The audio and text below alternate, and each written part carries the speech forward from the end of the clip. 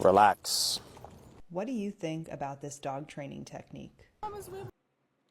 I think it's dumb. No, I think it's not very productive.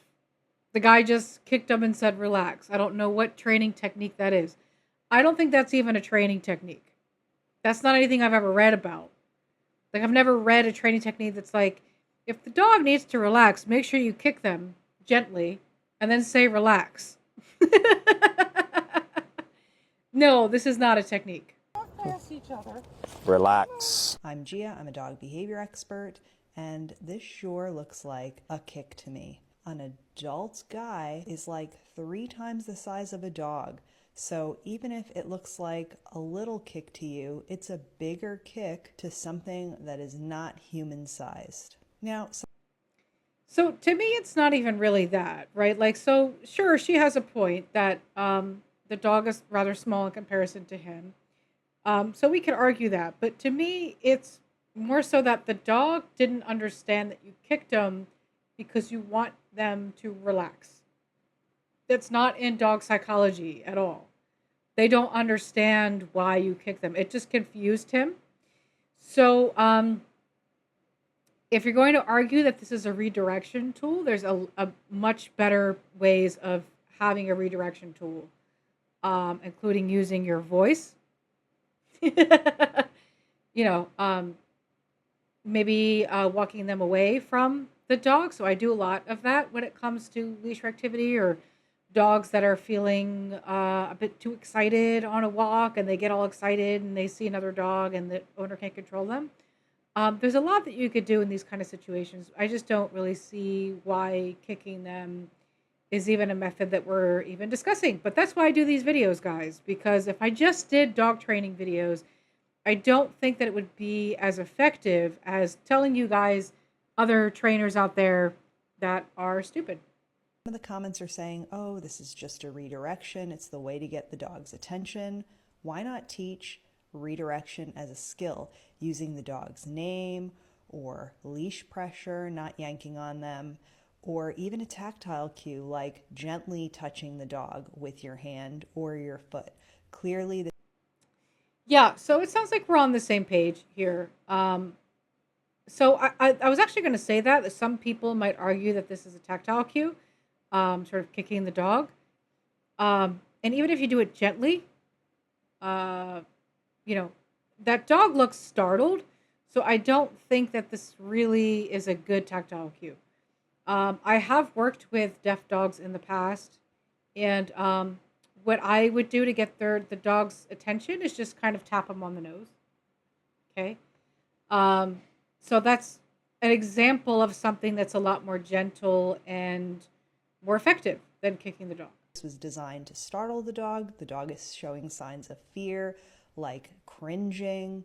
And why would you want to have a relationship like this with your pet? And aside from the fact that this isn't a good look, we're also teaching the dog to be fearful towards people and maybe even fearful towards other dogs, because when he's just looking at That's 100% true. In this kind of training exercise, so whether or not you're using a light kick or a leash pop or an e-collar or a pinch collar, anything that's going to create negative reinforcement. So when the dog passes and you do any of those negative reinforcements, guess what? You've just created anxiety in your dog. That's what you did. You didn't solve anything. And then I'm going to get a phone call because some douchey trainer told you to do a leash pop when a dog passes and said relax.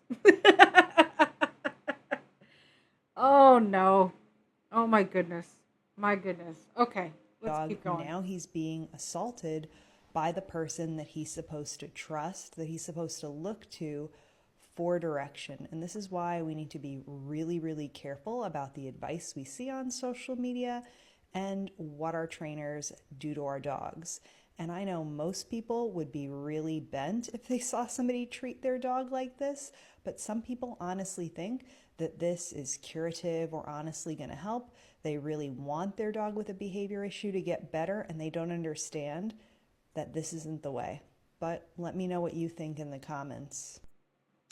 Yeah, so what she just said is really why I do these videos, guys. I have had to really have serious conversations with past clients about the way that they have trained their dog has done a lot of damage, or the way that the past trainer or past owner has trained the dog has done a lot of damage. And these are not easy conversations to have, but I figured if I'm going to have them, I might as well start putting them on YouTube and let other people listen, and hopefully that will help people understand why this kind of training technique, why these trainers are not trainers you should ever hire or trainers that you should be spending your money on. I think where positive reinforcement sometimes falls short is positive reinforcement can take a while and it requires a lot of dedication.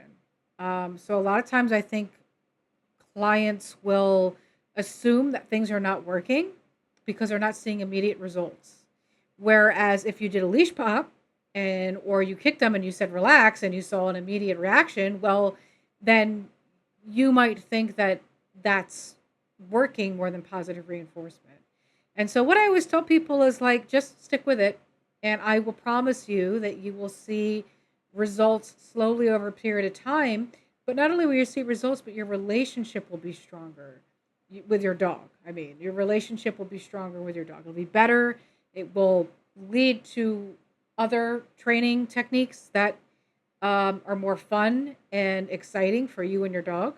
So to answer this woman's question, again, this is not a training technique. This is silly. And anyone who thinks that their dog should be kicked and told to relax needs to come speak with me before they do that.